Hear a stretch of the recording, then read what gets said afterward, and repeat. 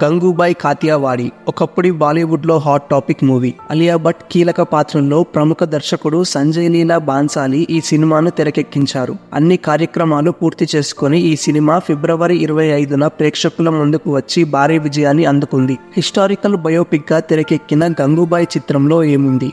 ఎవరిది ఈ కథ? గంగూబాయ్ హర్జీవన్ దాస్ గంగూబాయ్గా ఎలా మారింది?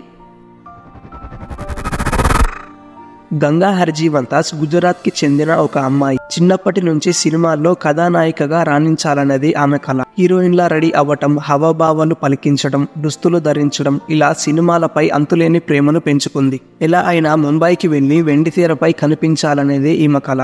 పైకి కనిపించే అందమైన గులాబీల వెనుక ముళ్ళుంటాయన్న సంగతి గుర్తించలేనంత అమాయకురాలు గంగ. ఒకవైపు సినిమా కళలు, మరోవైపు ప్రేమ.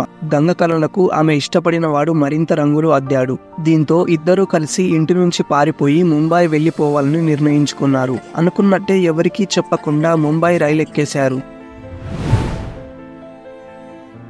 ముంబై చేరుకున్న గంగా, ఆమె ప్రియుడు కొద్ది రోజులు సంతోషంగా ఉన్నారు. ఇద్దరు వివాహం కూడా చేసుకున్నారు. త్వరలోనే తన సినిమా కలలు నిజమవుతాయని గంగా భావించింది. అయితే తాను వచ్చింది ఒక మోసగాడితో అని గ్రహించలేకపోయింది. ఈ క్రమంలోనే గంగా ప్రియుడు ఆమెని ఒక ప్రాంతానికి తీసుకెళ్లాడు.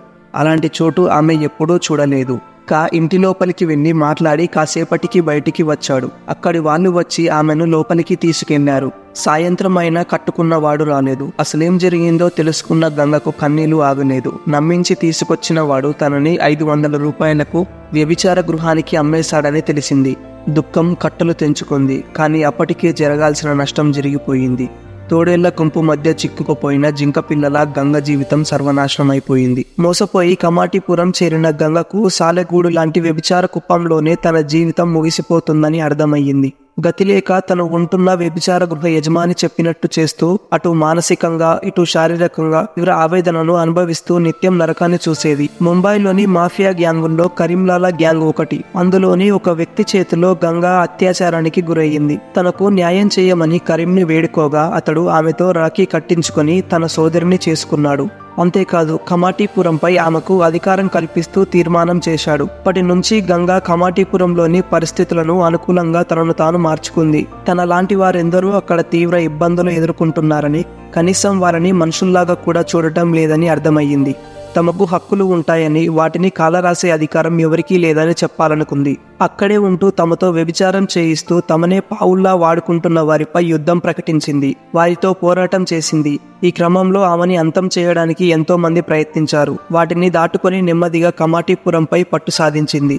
ఇలా ఒక్కో సవాల్ను అధిగమిస్తూ కమాటిపురంని పూర్తిగా తన ఆధీనంలోకి తెచ్చుకున్న గంగా అక్కడి వారంతా తనని గంగూబాయిగా పిలవడం మొదలుపెట్టారు. అప్పటి నుంచి ఆమె చెప్పిందే అక్కడ వేదం. రాజకీయంగా బలోపేతం కావడానికి గంగూబాయ్ మాఫియాతో చేతులు కలిపింది. అయితే ఇవన్నీ గంగూబాయ్ జీవితానికి ఒకవైపు మాత్రమే. మరోవైపు తనలాంటి వాళ్ళు ఎంతో మంది దుర్భర జీవితాన్ని గడుపుతున్నారని గంగూబాయ్ గుర్తించింది. వాళ్ళ అభ్యున్నతికి కృషి చేయాలంటే రాజకీయాలే సరైనవని భావించింది. నెమ్మదిగా రాజకీయాల్లోకి అడుగుపెట్టిన గంగూబాయ్ అక్కడ స్థానిక ఎన్నికల్లో విజయం సాధించింది. ఈ క్రమంలో సెక్స్ వర్కర్ జీవితాలను సమూలంగా మార్చాలని కంకణం కట్టుకుంది. వాళ్లకు కనీస హక్కులు ఉండాలని పోరాటం చేసింది. అంతేకాదు కమాటిపురంలో పుట్టిన పిల్లల గుర్తింపు, అభ్యున్నత కోసం నడుం బిగించింది. వాళ్ళంతా చదువుకోవాలని, వాళ్ళ తల్లులు వాళ్ళు ఈ నరక రూపంలో కాకుండా జనంలో ఒక్కరిలా బ్రతకాలని అనుకుంది. ఈ క్రమంలో రాజకీయంగా ఎదురైన వాళ్ళని గట్టిగా ఎదుర్కొంది. ఒకానొక దశలో అప్పటి ప్రధాని జవహర్లాల్ నెహ్రూ గారిని కలిసి అక్కడ మహిళల సమస్య గురించి ఆయన దృష్టికి వెళ్లేలా చేసింది.